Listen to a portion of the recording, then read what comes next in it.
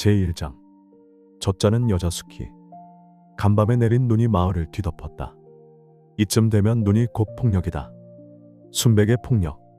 저렇게 희고 깨끗한 얼굴을 한 채 건장한 나무를 쓰러뜨리고 멀쩡한 비닐하우스를 무너뜨릴 수 있다는 걸 우리는 기억해야 한다. 아무리 희고 깨끗한 사랑이라도 지나치면 폭력이 될 수 있다는 걸. 그렇다면 모자라지 않으면서 지나치지 않은 적당한 사랑이란 무엇일까? 적당한 사랑. 좀 우스운 생각이 드는군. 아니, 적당한 사랑이야말로 완전한 사랑이다. 적당한 사랑이 완전한 사랑인 것이다. 굳이 동양 철학의 중용을 들먹일 필요도 없다. 그러나 이 얼마나 추상적인가. 우리의 사랑과 삶을 지배하는 온갖 것들, 환경과 유전자와 호르몬들이 균형을 유지하는 것은 또 얼마나 타의적인가. 타의성을 완전히 배제하지 못하는데 자기 의지로 완전한 사랑을 만들고 지켜간다는 게 가능하기나 할까? 완전한 사랑이 존재하기나 한 것일까? 머리는 마을 옆 산등성을 바라보며 무거운 생각에 빠져든다. 눈의 무게를 이기지 못하고 등허리가 꺾여버린 나무가 자신들의 처지인 것 같아 안타깝다. 어쩌면 병들어 있던 탓에 눈의 무게를 견디지 못하고 부러진 건지 모른다. 우리처럼 병들어 있어서. 사랑은 위대하지만 인간은 그저 무력할 뿐이다. 눈 덮인 마을 어디에도 여태껏 인적이라고는 없었다. 가끔 산등성 나무에 매달려 있던 눈이 갑자기 무너져 내리는 게 전부였다. 그런데 문득 저 멀리서 눈 내리는 풍경 속으로 누군가 걸어 들어왔다. 하지만 거리가 먼데다 둔하게 걸쳐 입은 두꺼운 외투가 고유한 사람의 자태를 가려버려서 그 누군가가 누군지 알아보기 쉽지 않다. 외지 사람이라면 폭설로 뒤덮인 날 이렇게 구석진 마을을 애써 방문하지는 않을 것이다. 마을 입구에 커다란 식물원이 하나 있긴 하지만 식물원 남자는 좀처럼 마을로 올라오는 일이 없다. 아직 속단하긴 이르지만 월이는 그 누군가는 식물원 안주인 수키일 거라 짐작한다.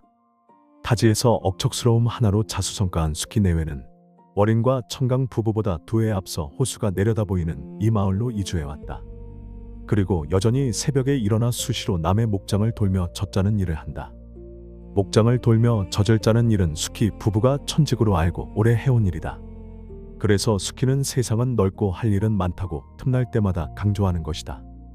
그렇지만 내외는 목장 운영은 맘에 없어 마을 입구에 2,000평 정도 되는 식물원을 열었다. 식물원이 잘 되면 지긋지긋한 새벽일을 그만둘 생각이었지만 식물원에서는 아직 마땅히 나오는 수입이 없다. 그래서 지금도 일주일에 서너 번은 새벽에 일어나 젖을 짜러 나가곤 한다. 그것을 증명이라도 하듯 수키의 눈두덩에는 가끔 젖소의 푸른 발자국이 훈장처럼 달려있곤 한다.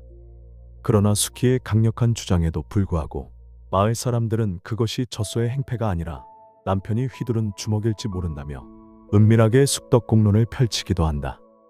노인들의 숙덕공론은 수키가 툭하면 자신의 남편을 두고 쌍시옷 들어가는 욕지거리를 퍼붓는 것에 힘입어 꽤 그럴듯한 가설로 발전되었다. 가령 수키가 읍사무소 문화센터로 기타를 배우러 다니다가 바람이 났는데 그걸 어떻게 알게 된 남편이 한 방 날려버린 것 같더라 하는 식이었다. 그렇지만 수키는 내가 그 인간한테 맞고 가만히 있을 것 같아요. 그리고 기타 선생은 아직 30도 안 된 애기여요 애기 라며 단박에 노인들의 가설을 일축해버렸다.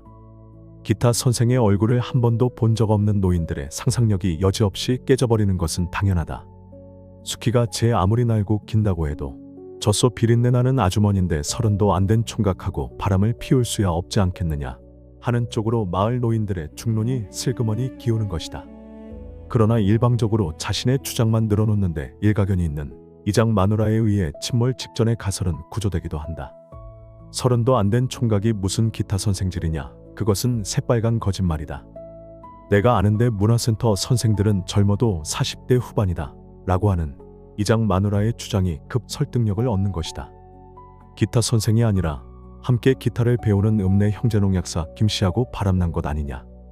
평소엔 꿀 먹은 벙어리로 지내다가 뜬금없이 끼어들어 사람들을 어리둥절하게 만들곤 하는 포도밭집 남자의 이 한마디면 수키의 눈두덩에 생기곤 하는 푸른 멍에 대한 오해와 진실 게임은 수그러들지 못하고 또다시 현재 진행형이 된다.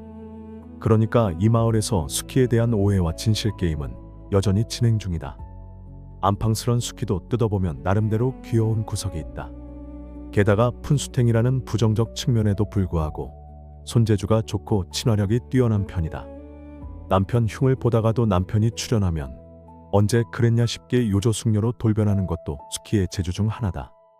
소파에 앉아있던 청강은 백설 속에 나타난 사람의 움직임에 저절로 호기심이 일어나는 모양인지 고개를 내밀고 창밖을 바라보다 이번에는 아예 그쪽으로 몸을 틀어 앉는다.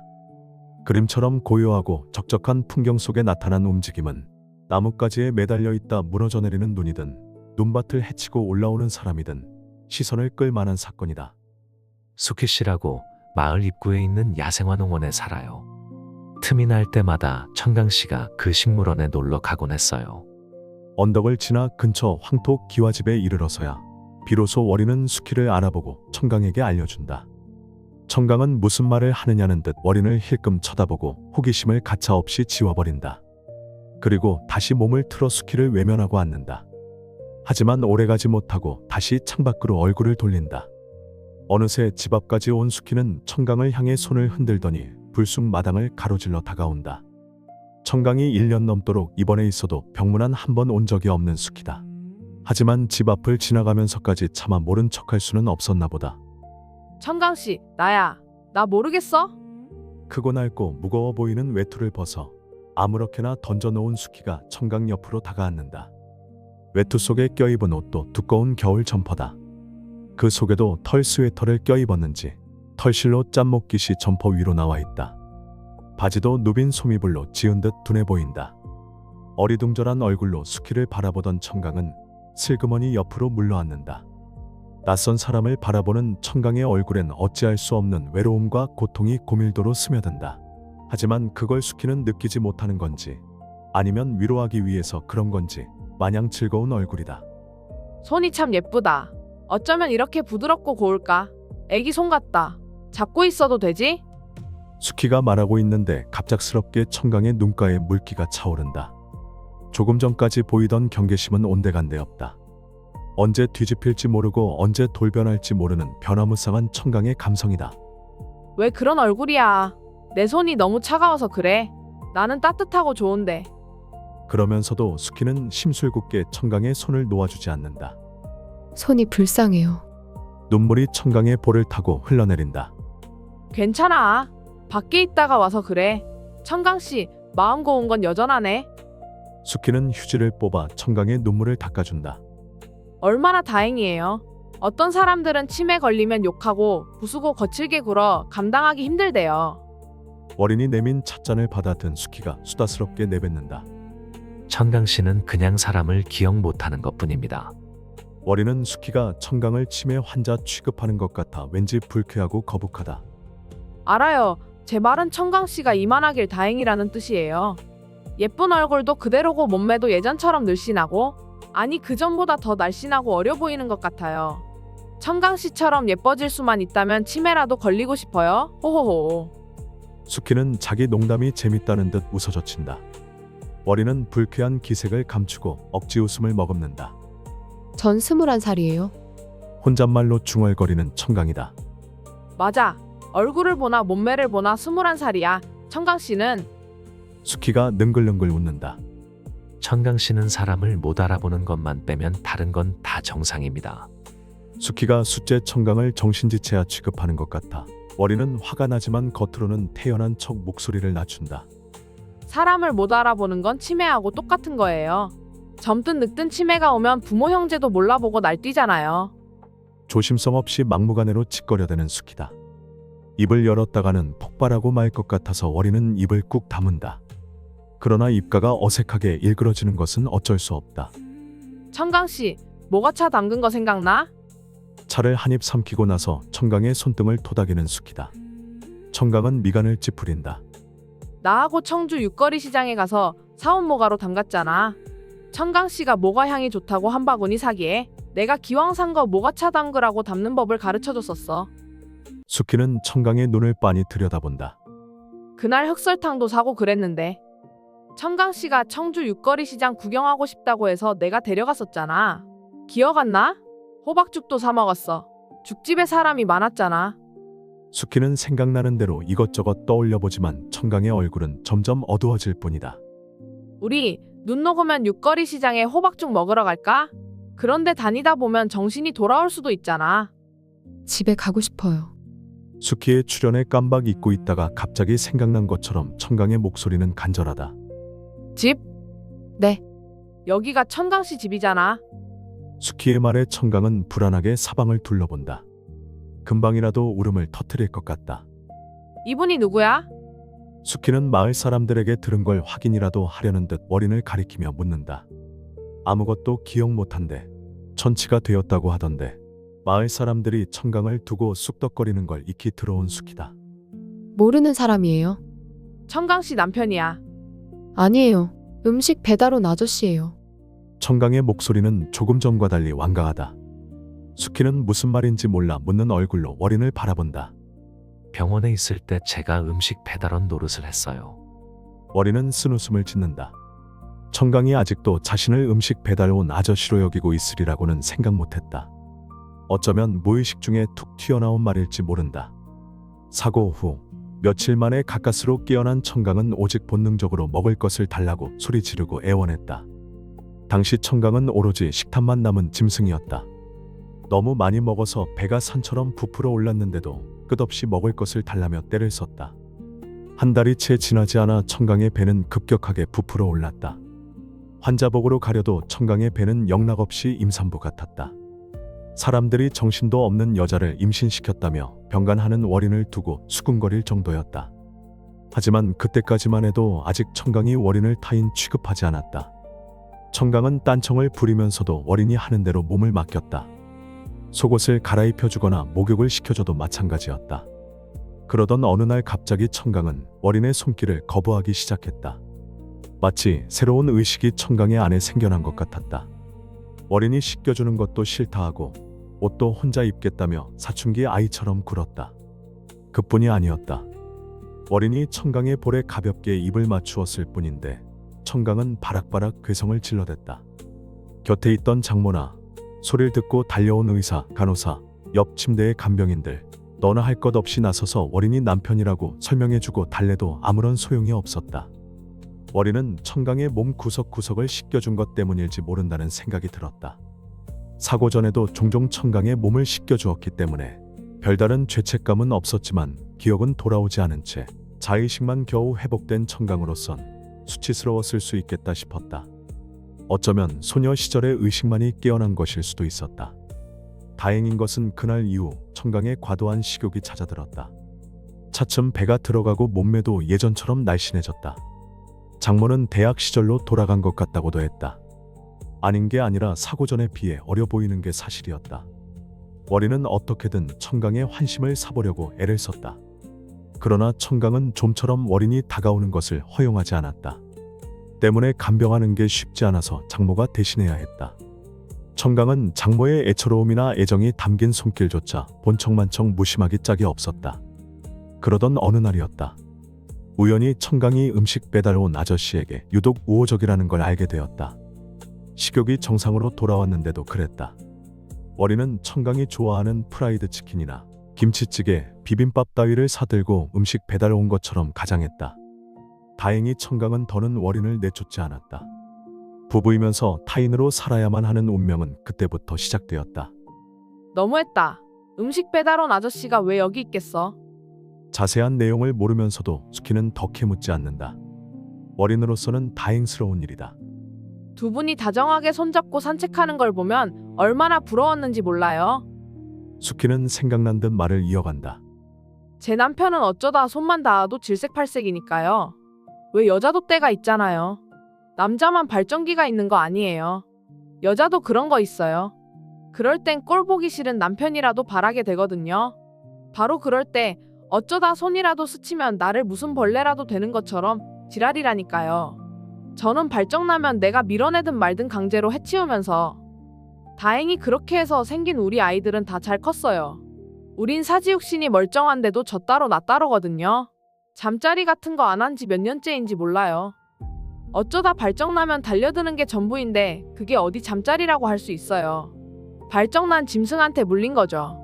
그 인간은 남들 다 피는 바람도 못 피는 등신이에요. 하긴 물총을 어느 여자가 좋아하겠어요. 수키는 깔깔깔 배를 잡고 한바탕 웃어 젖힌다. 새삼스레 장모가 수키를 푼수탱이라고 부르며 업신여기는 것이 이해가 간다. 청강은 눈을 휘둥그레 뜨고 수키를 바라본다. 왜 웃고 있는지 이해하지 못하는 표정이다. 곤혹스러운 월이는 신음을 내뱉는다. 이제는 그만 돌아가 주기만을 바랄 뿐이다. 늦게나마 이웃으로 병물안 와준 고마움은 여기까지다. 우리 부부도 어쩌면 진작부터 치매에 걸려버린 건지 몰라요. 뭐 처음부터 사랑해서 만나고 결혼한 건 아니지만 그저 의지가 필요했고 의지가 될 것 같아서 결혼까지 했지만 먹고 살만해지니까 이제 그딴 건 다 잊어버린 거예요. 돈 한 푼 없는 비렁뱅이였을 땐 사람이 의지가 되었지만 먹고 살 걱정이 없어지니까 서로 귀찮아지나 봐요. 솔직히 저도 남편이 싫어요. 어쩌면 싫은 게 아니라 필요를 못 느끼는 건지 몰라. 그러다 더 늙으면 서로를 아주 잊어버릴 테죠. 곁에 있어도 없는 것처럼 사는 거죠. 그게 전화나 치매지 뭐겠어요. 치매가 뭐 별건가요? 이웃 남자에게 부끄러움도 없이 자기 속내를 마구 털어놓는 수키가 월이는 사뭇 진기하기까지 하다. 세상은 참 공평한가 봐요. 돈 있지, 사랑 있지, 뭐 하나 부족한 거 없을 것 같던 사장님한테도 한 가지 고통은 생겼잖아요. 수키의 목소리는 잠옷 유쾌하고 즐겁다. 위로하러 온 건지 아니면 남의 불행을 위안으로 삼으려는 건지 알 수 없다. 사장님이 아무리 유능한 셰프라고 해도 이 집이며 읍내에 큰 식당을 사기에는 아직은 젊은 나이인데 혹시 로또라도 맞은 거 아니에요? 왜요? 로또 맞으면 아는 사람들이 귀찮게 하니까 모르는 대로 이사 가서 살고 그런다면서요. 로또 맞은 죄로 피난살이 하는 거죠. 혹시 사장님도 그런 거 아니에요? 수키의 가당치도 않은 상상력과 추리에 월이는 어이없어 웃고 만다. 어쩌면 또 하나의 근거 없는 소문이 만들어지고 있는 현장을 목격하고 있는 건 아닌지 싶은 생각이 퍼뜩 스친다. 동네 사랑방이나 다름없는 뒷집 할머니 집에서 수키가 그런 추측을 토대로 조잘거리면 아무리 근거 없는 이야기일지라도 사람들의 입으로 짠 그럴듯한 진실의 옷이 덧입혀져 읍내까지 활보하고 다니게 될 것이다. 침 냄새나는 진실의 옷은 사람들이 모인 곳이면 어디서나 지어지는 것이니까. 우린 처음 결혼해서 수중에 아무것도 없었어요. 그래서 산속에 들어가 화전민처럼 살았죠. 그때는 수키는 월인의 대답을 들을 생각도 없다는 듯 자기 말을 하기 시작한다. 너무 늦은 거 아닙니까? 뒷집 할머니께서 기다리실 텐데요. 월이는 수키의 지나간 삶에 대해서는 더 듣고 싶은 마음도 없다. 물론 앞으로의 삶에 대해서도 관심이 없다. 수키 부부가 산에서 화전민처럼 살다가 돈을 모아 조금씩 땅을 사서 재산을 불렸다는 것은 장모를 통해서 이미 들어 알고 있는 사실이다. 게다가 인내심의 바닥이 드러나고 있어 자칫 감정을 다스리지 못하고 무분별한 이웃에게 화를 내게 될까 걱정이 되기도 한다. 가야죠. 너무 힘들어 하시는 것 같아서 웃으라고 푼수같이 짓거렸어요. 제가 푼수잖아요. 동네 사람들이 저더러 푼수라고 하지만 저 없으면 웃을 일도 없을걸요. 어머니가 오라고 성화를 부려서 이 눈길을 헤치고 올라가던 길이에요. 수키는 뒷집 할머니를 그렇게 부른다. 떡만둣국 끓여 먹자고 부르신 건데 여길 지나다 보니 천강씨 퇴원한 생각이 나서 들어와 봤어요. 월이는 그저 고개를 끄덕일 뿐이다. 짐작한 대로다. 진즉에 찾아봤어야 하는데. 바쁘신데 뭘요? 이모님은 서울서 언제 오세요? 수키는 월인의 장모를 그렇게 부른다. 봄에나 오실 거예요. 내가 그러시라고 했어요. 천강씨 병원에 있는 동안 충난 건강도 좀 회복하시라고. 사장님은 참 생각이 깊으세요. 어떤 인간 같으면 빨리 와서 집안일이라도 해달라고 장모를 달달 볶았을 텐데. 아니 내가 천강씨처럼 됐으면 나를 아예 친정으로 내쫓았을 거예요. 그 인간은. 그나저나 이모님이 오셔야 용돈이라도 좀 탔쓰는데. 호호, 이모님 오실 동안에 제가 집안 청소를 도와드릴까요? 말씀은 고맙지만 청소며 세탁기 돌리는 건 제가 합니다. 아참, 천강씨도 기타 배우러 다니면 어떨까요? 일어서려던 수키가 문득 생각난 듯 말을 꺼낸다. 제가 천강씨 데리고 다닐게요. 집안에 이렇게 갇혀있는 것보다 훨씬 좋을 거예요. 기타를 치다 보면 마음의 상처가 치유될지 모르잖아요. 말해놓고 보니 자기 생각이 기특한지 만족스러운 얼굴이다. 말씀만으로도 고맙습니다. 월이는 내키지 않지만 그렇다고 이웃의 호의를 대놓고 거절은 못한다. 어차피 인사치레일 뿐이라고 생각한다. 봄 되면 제가 천강씨 데리고 다닐게요. 그건 그렇고 노인네들 눈 오는 날 눈 빠지겠네. 호호호. 마침내 수키가 벗어두었던 크고 낡고 무거워 보이는 외투를 집어든다. 분수탱이에다 억척스럽기까지 한 수키는 새벽에 일어나 차교를 하고 돌아온 날에도 피곤해하거나 지치는 기색이 없이 마을을 휘젓고 다니는 괴력으로 사람들을 놀라게 한다. 보통 사람이라면 전답을 빌려 혼자 힘으로 어찌 된 일인지 남편은 거의 도와주지 않는다. 논농사며 밭농사를 짓고 시절에 따라 수확한 것들을 인터넷으로 판매하는 것만도 벅찰 듯한데 수키는 그 와중에도 읍내 문화센터로 기타를 배우러 다닌다. 때문에 마을 노인들은 하여튼 체력 하나는 타고났다라는 말로 그녀의 강철 같은 인생을 함축하길 좋아한다.